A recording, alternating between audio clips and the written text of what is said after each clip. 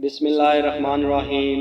السلام علیکم۔ جو لوگ کہتے ہیں ہماری دعائیں قبول نہیں ہوتی ہیں، وہ لوگ حضرت علی رضی اللہ تعالیٰ عنہ کا یہ فرمان ضرور سن لیں۔ اور تمہارے رب نے فرمایا، مجھ سے دعا کرو، میں تمہاری دعا قبول کروں گا۔ امام فخر الدین رازی رحمۃ اللہ علیہ فرماتے ہیں، یہ بات ضروری طور پر معلوم ہے کہ قیامت کے دن انسان کو اللہ تعالیٰ کی عبادت سے ہی نفع پہنچے گا، اس لیے اللہ تعالیٰ کی عبادت میں مشغول ہونا انتہائی اہم کام ہے۔ اور چونکہ عبادات کی اقسام میں دعا ایک بہترین قسم ہے، اس لیے یہاں بندوں کو دعا مانگنے کا حکم ارشاد فرمایا گیا۔ ترجمہ: اور تمہارے رب نے فرمایا، مجھ سے دعا کرو، میں قبول کروں گا۔ بے شک وہ جو میری عبادت سے اونچے تکبر کرتے ہیں عنقریب جہنم میں جائیں گے ذلیل ہو کر۔ اور تمہارے رب نے فرمایا، مجھ سے دعا کرو، میں تمہاری دعا قبول کروں گا۔ دعا مانگنے کی ترغیب اور اس کے فضائل کثیر احادیث میں بھی دعا مانگنے کی ترغیب دی گئی ہے۔ یہاں ان میں سے دو احادیث ملاحظہ ہوں۔ حضرت عبداللہ بن عمر رضی اللہ تعالیٰ عنہ سے روایت ہے، حضور اقدس صلی اللہ علیہ وآلہ وسلم نے ارشاد فرمایا، دعا ان مصیبتوں میں نفع دیتی ہے جو نازل ہو گئی، اور جو ابھی نازل نہیں ہوئی ان میں بھی فائدہ دیتی ہے۔ اے لوگوں، تم پر لازم ہے کہ اللہ تعالیٰ سے دعا کرو۔ حضرت ابو ہریرہ رضی اللہ تعالیٰ عنہ سے روایت ہے، رسول کریم صلی اللہ علیہ وآلہ وسلم نے ارشاد فرمایا، جو آدمی اللہ تعالیٰ سے سوال نہ کرے تو اللہ تعالیٰ اس پر غضب فرماتا ہے۔ اکثر لوگوں کا شکوہ ہوتا ہے کہ ان کی دعا قبول نہیں ہوتی۔ وہ سوچتے ہیں کہ ہماری دعائیں ضائع جا رہی ہیں، حالانکہ دعا ضائع نہیں جاتی، بلکہ ہمیں مانگنے کا سلیقہ ہی نہیں آتا۔ ناظرین، ایک مرتبہ حضرت علی رضی اللہ تعالیٰ عنہ سے ایک شخص نے پوچھا کہ میری دعا قبول نہیں ہوتی، تو آپ رضی اللہ تعالیٰ عنہ نے فرمایا، اے اللہ کے بندے، جب بھی دعا کرو تو تین کام ضرور کرو۔ غائب کے لیے دعا مانگو تو آپ کی دعا بھی قبول ہوگی۔ نبی اکرم صلی اللہ علیہ وآلہ وسلم نے ارشاد فرمایا، غائب کی دعا ہی غائب کے لیے قبول ہوتی ہے۔ جب بھی دعا مانگو تو نبی اکرم صلی اللہ علیہ وآلہ وسلم اور ان کی آل اولاد کو بھی یاد رکھو۔ دعا کے اول اور آخر میں درود شریف پڑھا کرو۔ جس دعا کے اول اور آخر میں درود شریف پڑھا جائے گا وہ دعا بھی قبول ہوگی۔ دعا میں اپنے نبی حضرت محمد صلی اللہ علیہ وآلہ وسلم کو ضرور یاد رکھا کریں۔ جب بھی دعا کریں ان کے لیے دعا مانگیں، اس سے رب کو پیار آتا ہے اور وہ دعائیں قبول کرتا ہے۔ حدیث مبارکہ میں دعا کی قبولیت کے اوقات بھی بتائے گئے ہیں۔ دعا کی قبولیت کے چند اوقات یہ ہیں۔ آپ صلی اللہ علیہ وآلہ وسلم نے فرمایا، تہجد کے اوقات مانگی کی دعا قبول ہوتی ہے۔ تہجد کا وقت رات کا آخری وقت ہے۔ اس وقت لوگ خواب غفلت میں ڈوبے ہوتے ہیں، کچھ لوگ گہری نیند میں مست ہوتے ہیں اور کچھ اس وقت میں سونے کی تیاری کر رہے ہوتے ہیں اور آنکھیں نیند سے بوجھل ہوتی ہیں۔ اس وقت جب کوئی بندہ میٹھی نیند قربان کر کے اپنے رب کی بارگاہ میں کھڑا ہوتا ہے اور دعا مانگتا ہے، رب کے حضور گڑ گڑاتا ہے اور فریاد کرتا ہے، تو حدیث کے مطابق اس کا رب اس کی دعا ضرور سنتا ہے اور بندے کی جائز خواہشات کو ضرور پورا کرتا ہے۔ تہجد کی نماز لاڈلی نماز ہے۔ اس وقت جو دعا مانگی جائے وہ ضرور قبول ہوتی ہے۔ یہی وہ وقت ہوتا ہے جب اللہ تعالیٰ آسمانی دنیا پر آ کے کہتے ہیں کہ کوئی ہے مجھ سے مانگنے والا کہ میں اسے عطا کروں، کوئی رزق کا طالب میں اسے رزق عطا کروں، کوئی مغفرت کا طالب میں اس کی مغفرت کروں۔ اس وقت جو لوگ جاگ رہے ہوتے ہیں، اپنے رب سے مانگ رہے ہوتے ہیں، ان کی مرادیں پوری ہو جاتی ہیں، اور جو سوئے ہوتے ہیں وہ شکوہ کرتے رہ جاتے ہیں کہ اللہ ہماری دعائیں سنتا ہی نہیں۔ دوسرا وقت سجدے کا ہے۔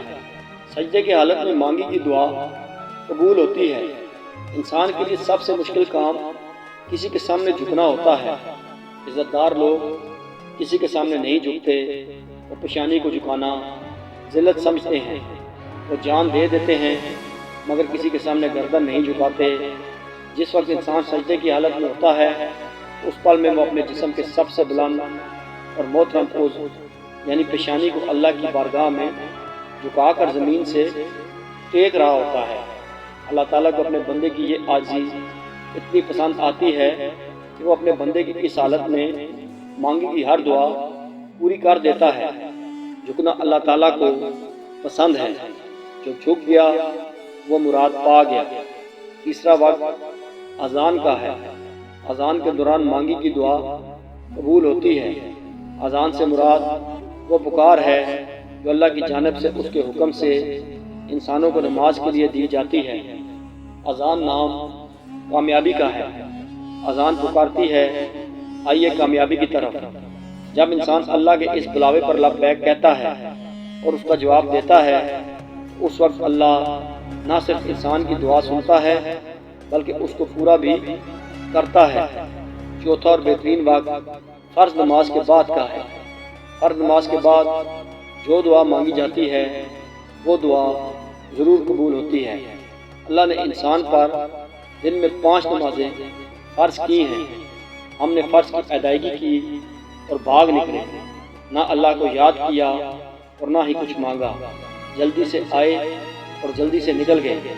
یہ اہتمام کا وقت ہوتا ہے، اس وقت جو دعا مانگی جائے وہ بھی قبول ہوتی ہے۔ پانچواں وقت بارش کے بعد کا ہے۔ بارش کے بعد جو دعا مانگی جائے وہ دعا بھی قبول ہوتی ہے۔ بارش اللہ پاک کی رحمت ہے۔ بارش پیاسی زمین کو سیراب کرتی ہے۔ بارش بنجر زمین کو لہلہاتے سبزے سے بھر دیتی ہے۔ بارش مردہ زمین میں روح پھونک دیتی ہے، بند چشمے جاری کر دیتی ہے۔ اللہ کی ہر مخلوق کے لیے خوشی اور راحت کا سبب بن کر برستی ہے۔ ایسے وقت میں اللہ تعالیٰ انسان کی دعاؤں کو قبول فرماتے ہیں۔ رحمت کے موقع پر رحیم کو یاد کیا جائے تو وہ ضرور سنتا ہے۔ چھٹا وقت سفر کا ہے۔ سفر کے موقع پر کی دعا بھی قبول ہوتی ہے۔ مسافر اللہ کا مہمان ہوتا ہے۔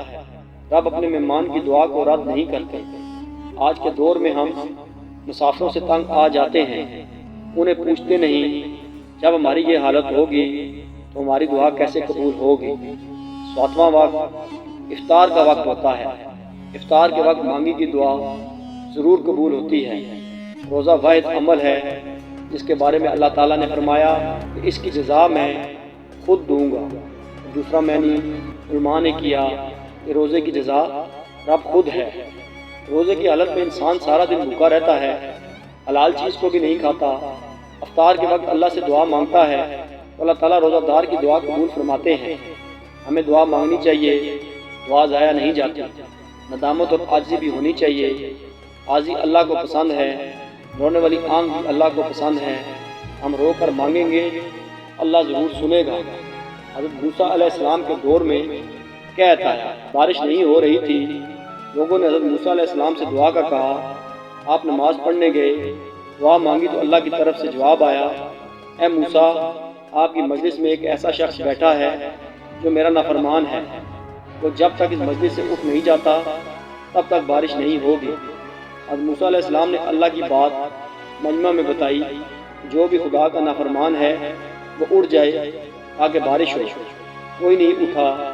دوسری بار کہا تب بھی کوئی نہیں اٹھا۔ تیسری بار کہا تب بھی کوئی نہیں اٹھا۔ یہ جو نافرمان شخص تھا اس نے ہونٹ ہلائے بغیر دل ہی دل میں اللہ تعالیٰ سے دعا مانگی اور اللہ تعالیٰ نے معاف کر دیا۔